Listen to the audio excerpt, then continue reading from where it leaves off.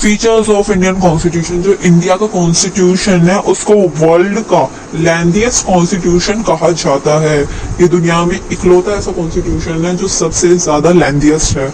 जो हमारा कॉन्स्टिट्यूशन जब वो बना था उसमें 395 तो आर्टिकल्स आए थे, 22 उसमें पार्ट्स थे और 8 शेड्यूल थे। आज के टाइम पे आर्टिकल्स, पार्ट्स और शेड्यूल्स बढ़ गए, बट ये जब बना था उस टाइम पे इतनी इनकी काउंटिंग थी। ठीक है ना। जो हमारा इंडियन कॉन्स्टिट्यूशन है वो प्रोवाइड कराता है मैटर्स के बारे में, एडमिनिस्ट्रेटिव डिटेल्स के बारे में। जो एडमिनिस्ट्रेटिव से रिलेटेड जो हमारे मैटर्स है उनकी जो डिटेल्स है वो हमारा कॉन्स्टिट्यूशन बताता है। ठीक है। जो हमारा कॉन्स्टिट्यूशन है वो बताता है कि what is the relationship between central और स्टेट गवर्नमेंट। ये सेंट्रल और स्टेट गवर्नमेंट का रिलेशन बताता है और साथ में इसमें बताता है इमरजेंसी प्रोविजंस क्या होते हैं, कि कब कब हमारी इमरजेंसी प्रोविजंस लग सकते हैं। अगर इमरजेंसी प्रोविजन का एक एग्जांपल दूं तो कभी कभी वॉर हो जाता है तो हमारा इमरजेंसी प्रोविजंस लग जाते हैं इंडिया पे। ठीक है ना। फिर है कि under the Indian constitution the people of India are the unlimited sovereign. इसका मतलब होता है इंडियन कॉन्स्टिट्यूशन के अंदर हमारे जो पीपल्स है, हम लोग हैं, वो उनको फ्रीडम है, हम वो इंडिया में कहीं भी घूम सकते हैं, कहीं भी जा सकते हैं। ये एक इसका फीचर है। ठीक है ना।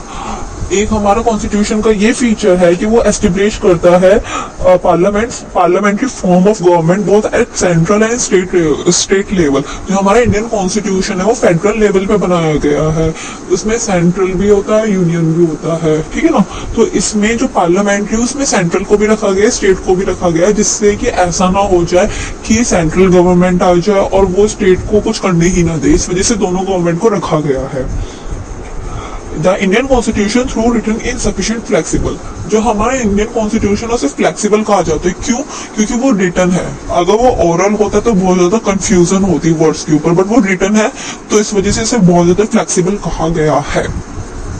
The Constitution declares certain fundamental rights of individual। हमारे कॉन्स्टिट्यूशन में चैप्टर 4 में फंडामेंटल राइट्स दे रखे हैं। एक आम नागरिक के राइट्स दे रखे हैं कि राइट टू फ्रीडम है, राइट टू लिव है और राइट टू बिजनेस है कि कोई सा बिजनेस कर सकते हैं, फ्रीडम है कि कुछ भी बोल सकते हो, स्पीक है, इंफॉर्मेशन है। ऐसे काफी सारे फंडामेंटल राइट्स एक नॉर्मल पर्सन को दे रखा है। ठीक है ना।